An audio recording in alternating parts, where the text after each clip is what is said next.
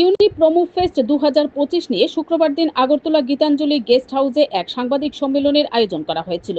সাংবাদিক সম্মেলনে পর্যটন দপ্তরের মন্ত্রী সুশান্ত চৌধুরী ছাড়াও দপ্তরের এমডি প্রশান্ত বাদল নেগি এবং সহকারী এমডি অনিরুদ্ধ রায় সহ অন্যান্যরা উপস্থিত ছিলেন। ইউনিটি প্রমো ফেস্ট 2025 নিয়ে বিস্তারিত আলোচনা করার সময় মন্ত্রী সুশান্ত চৌধুরী বলেন, প্রমো ফেস্ট নিয়ে বিগত বছর বিরোধীরা নানা অভিযোগ তুলে বলেছিলেন রাজ্যের কোষাগারের টাকা খরচ করা হচ্ছে, অথচ বাম আমলে পর্যটনকে পরিত্যক্ত দপ্তর হিসেবে ফেলে রাখা হয়েছিল। 2009 সালে শিল্প হিসেবে ঘোষণা দেওয়া হলেও শিল্পকে প্রতিষ্ঠা করার জন্য কোনো পদক্ষেপ নেওয়া হয়নি। 22 কোটি 96 লক্ষ টাকা ফেরত গিয়েছিল দিল্লিতে, কিন্তু বিজেপি সরকার প্রতিষ্ঠা হওয়ার পর থেকে রাজ্যের পর্যটন শিল্পকে বিশ্বের মানচিত্রে নিয়ে যাওয়ার জন্য নানা কর্মসূচি চালিয়ে যাওয়া হচ্ছে। গতবারের মতো এবার নারিকেল কুঞ্জে প্রমো ফেস্ট এর উদ্বোধনী অনুষ্ঠান করা হবে। 8 এবং 9 নভেম্বর দুদিনব্যাপী ইউনিটি প্রমো ফেস্টের উদ্বোধন করবেন মুখ্যমন্ত্রী। গতবার নাম ছিল প্রমো ফেস্ট।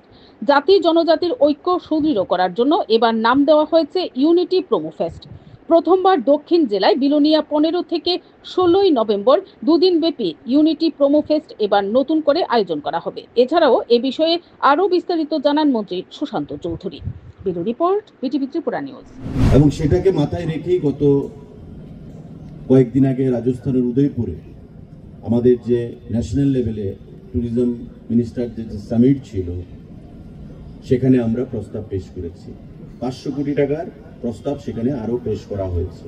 আমরা আশা করছি আমাদের বেশ কয়েকটা প্রজেক্ট সেখানে স্যাংশন দেওয়া হবে আগামী কিছুদিনের মধ্যে। তার বাইরে আমাদের ঊনকোটি বলুন, আমাদের ছবিমুড়া বলুন, এশিয়ান ডেভেলপমেন্ট ব্যাংকের সহযোগিতায় সেখানে কয়েকশো কোটি টাকার কাজ চলছে। আগামী 1 থেকে 1.5 বছরের মধ্যে সেগুলো কমপ্লিট হবে। উদয়পুরের বন্দোয়ারেতে আপনারা জানেন যে 51 শক্তিপীঠের রেপ্লিকা তৈরি হচ্ছে। আগামী 1.5 বছরের মধ্যে সেটা কমপ্লিট হবে। অর্থাৎ স্পিরিচুয়াল ট্যুরিজমের ক্ষেত্রে মাতা ত্রিপুরী সুন্দরী মন্দির এবং 51 শক্তিপীঠের আদলে আমাদের যে রেপ্লিকা হবে বন্দোয়ারে, সেটা রাজ্যের না, রাজ্যের বাইরে থেকে, বিশ্বের বিভিন্ন প্রান্ত থেকে, বিশেষ করে সনাতনীদেরকে এখানে অ্যাট্রাক্ট করবে।